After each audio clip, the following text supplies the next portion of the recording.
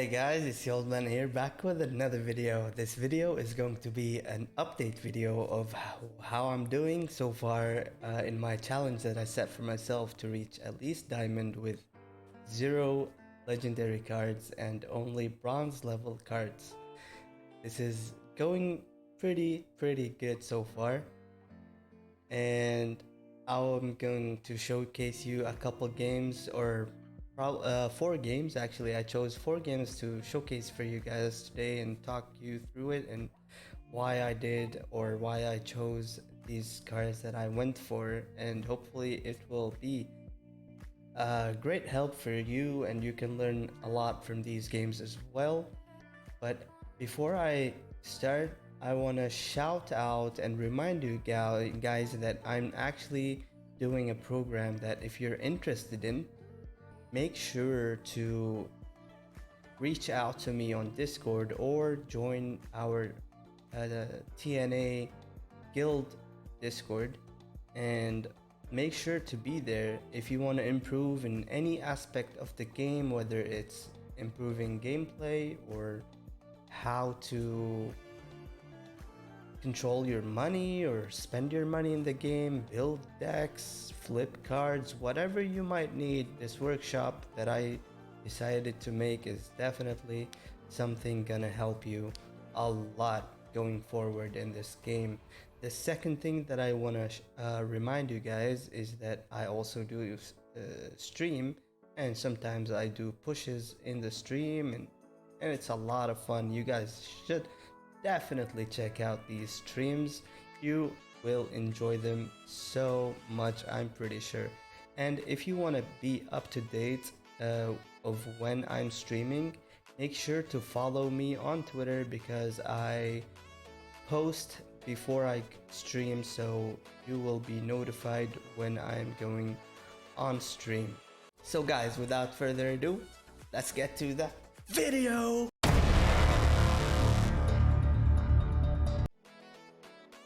Alright guys, we have a quest to open. I just want to show you my current rank. I'm at gold 3.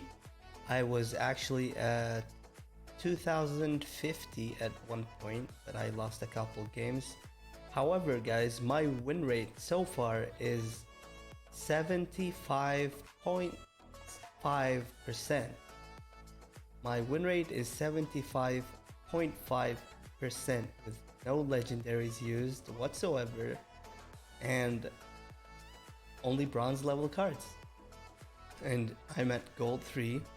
So let's open up these rewards and check what we have for our time and attention spent in Splinterlands.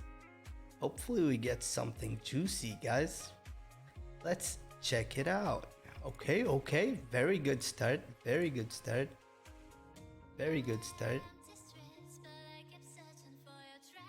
Ooh, very cool. The legendary probably. Ooh, alright. This is definitely not bad. I like the Uraeus. The Uraeus is pretty decent. I like it. Alright, this is nice. Good start. And yeah, guys, now we have another pack to open, and Gladius pack actually. Let's check what we get from this awesome pack. Let's check it out, guys. Hopefully something pretty good. We'll see. 1, 2, 3. 1, 2, 3. 1, 2, 3. This one is pretty cool. Oh, nice one. I like this card. This card is pretty good, guys. Pretty decent overall. 1 rare, 4 commons. Not bad. That's pretty good.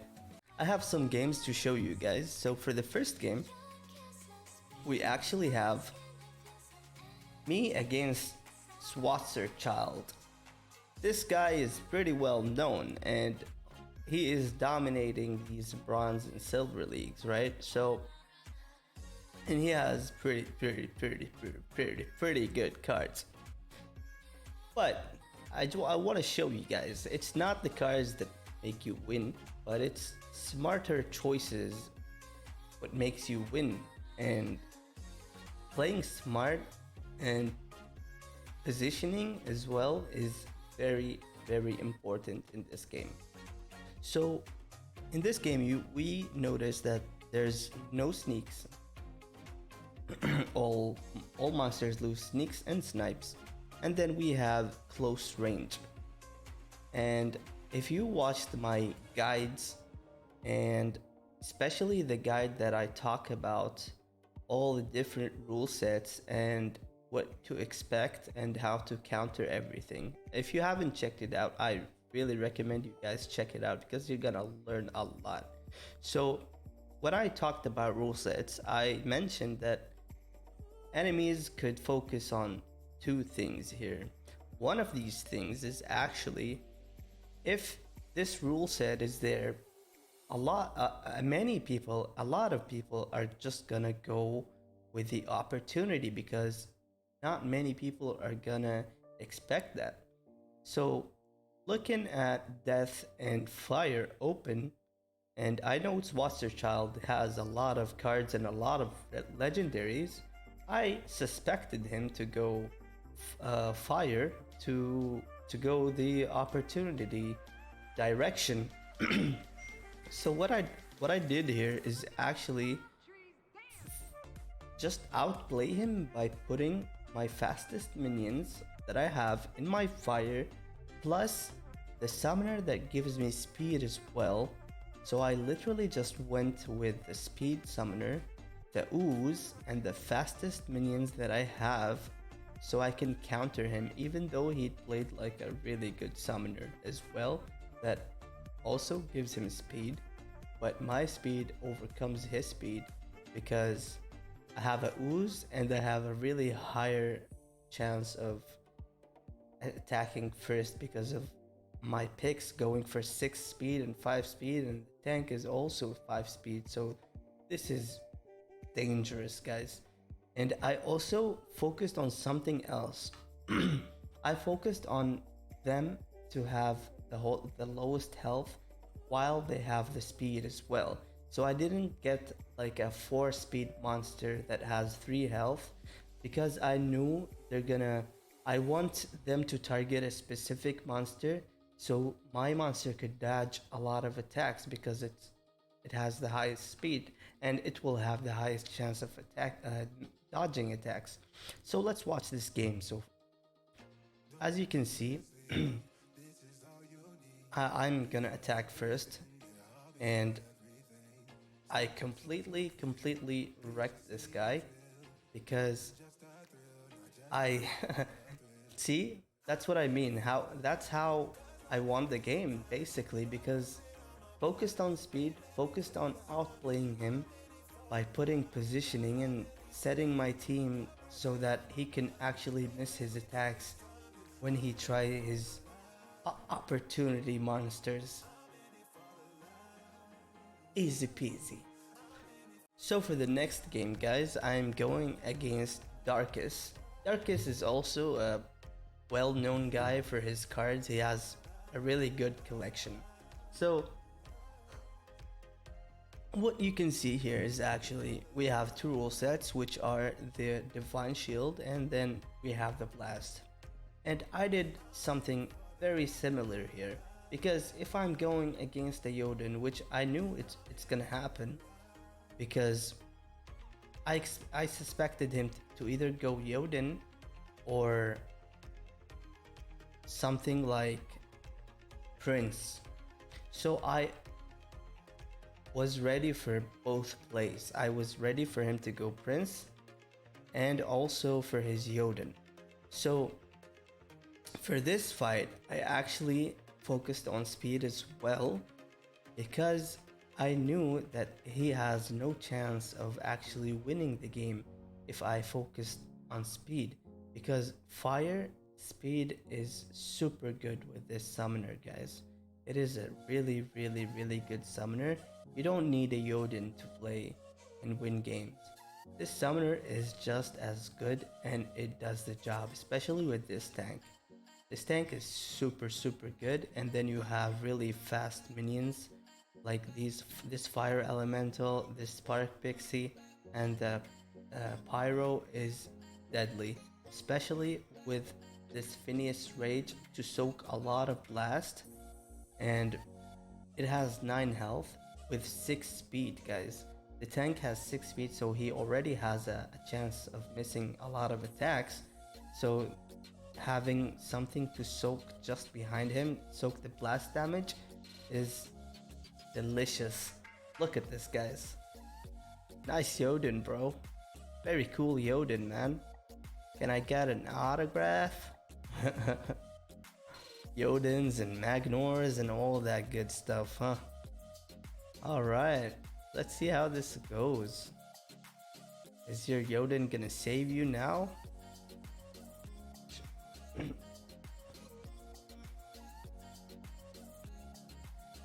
That's a pretty cool game, I think.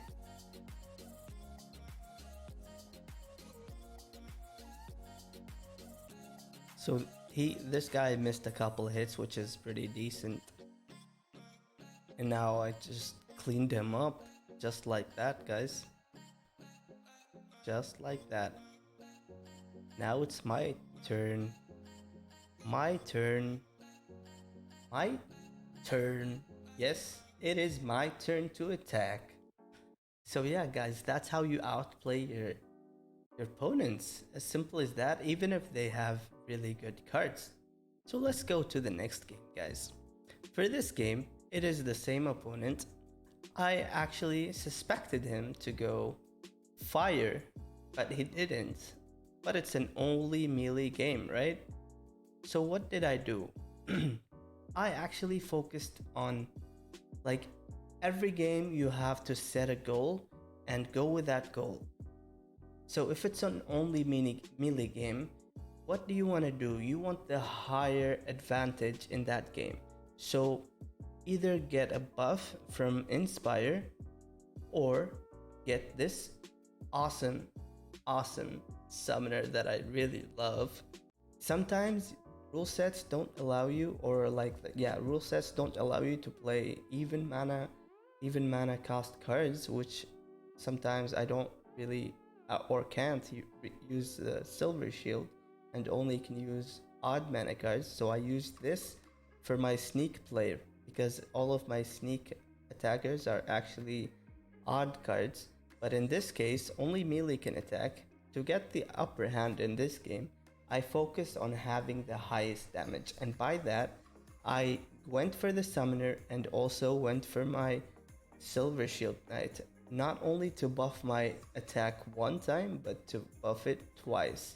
And this game was pretty cool as well. Look at my tank, guys. My tank has 5 attack, which is pretty sweet, guys. Even though he had a chance to kill a couple of my backline, but it's okay. It's totally fine.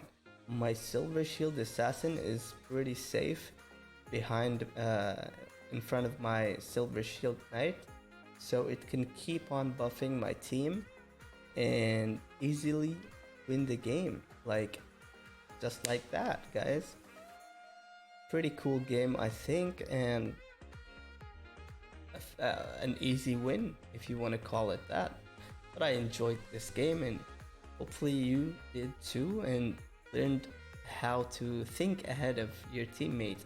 If you see a rule set and you're kind of like trapped in one position, and your teammate is facing you with the same thing, try to find that upper hand, the small window that you can actually jump ahead. And it's either going to be with like having a reflect or a void, or like a backfire, or like a return fire, I mean, or like even buff your monster. Like 1 extra damage would help you a lot. Just find that small window to get that upper hand in every game, guys. So this game, I find it to be very cool as well. And I want to talk a little bit about this game. So as you can see over here, there's Fire, Life, and Dragons Open. We both went for the same summoner, and I expected him to go like either Jodin. He did the same thing, however he chose Life as well. He he did a mix of magic and ranged attack, so he was kind of decisive about what he was trying to do, not having a full clear idea of his like win condition or game plan. If you have a mix like this, I don't think you have a game plan. You have to have a game plan. And what I did is actually I focused on exploiting the spreading fury, guys. I don't see a lot of people actually take advantage of this, but it's very, very important. And it sometimes will help you win a lot of games. So, what this does is actually, if your monster is damaged, then they will actually have higher speed and higher attack. So basically what I did is just buff I wanted my Chihuahua, and I told you guys before, the Chihuahua is a beast, and it is definitely a carry card. You can play it alone and expect to win games. It is the king of low mana games for sure, and also in higher mana games it is an awesome tank, and it's also a carry card, especially with Spreading Fury. What I did is actually try to buff him twice, buff his attack twice, having a reach that could help him a little bit, and then I have Armor Smith just because I want to keep him when he's low health. I want to keep him alive by putting some armor on him so he doesn't die, plus keep his low health so he will also have his enrage ready to hit like a truck. So you will check this game out, guys. 8 attack, man. Look at that. Look how he's chewing everybody, guys. Look at that, look at that. That is definitely a carry card, guys. And I have a surprise at the end of the video, guys. Make sure to stick around so you can check the surprise out, guys. Wow. So that's easy peasy, guys. You have to just exploit these rule sets to take them in your advantage and then just literally destroy everybody, guys. I hope these games actually helped you. So guys, what I was saying about the surprise is actually something really underestimated, and these are the blue sneak monsters, guys. This Pellicore Bandit is a monster. I noticed even during this challenge that I'm making for myself to reach diamond, even in a bronze game, he is such a beast against silver decks and gold decks. He is so good, and I'm literally gonna buy 150 of them right now, guys. Like, it is definitely worth it, and I will get it. And the second card that I wanna shout out is actually the Demented Shark, man. And this card is such a monster. It is wrecking a lot of people, and I expect it to be 10 times as good after Chaos Legion. So I'm just gonna go here and I'm gonna get like 50 cards right now. I've got like a lot. Oh, I don't log in. Okay, I'll log in later. But yeah, I was saying that this card is a monster now, and it's even gonna get 10 times as good, or even like 10 times better than what it is now. It's a monster right now, and it's also gonna be 10 times as good. And the other card, the last card that I want to talk about, is this Serpent of Eld. Guys, I don't know why people are not playing this card. I'm playing this card every single time. I'm playing it with the Shark and then the Bandit. I'm playing these three in most of my games. Like when I play water, even though I'm playing against really hard decks and like legendaries and all of that, and I'm wrecking everything.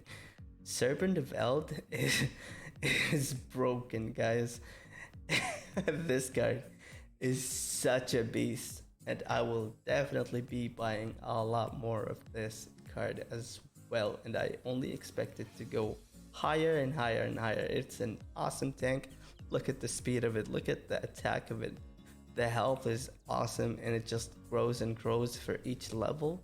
The dodge plus the speed plus the armor plus the attack, everything about this card is super fantastic. So yeah guys, that was the video for today. I hope you guys enjoyed it. Please drop a like if you enjoyed this video. If you're not subscribed yet, please subscribe and comment down below if you have any other questions that you might need help with, anything that you want to know. I'll be sure to help you out with that as well.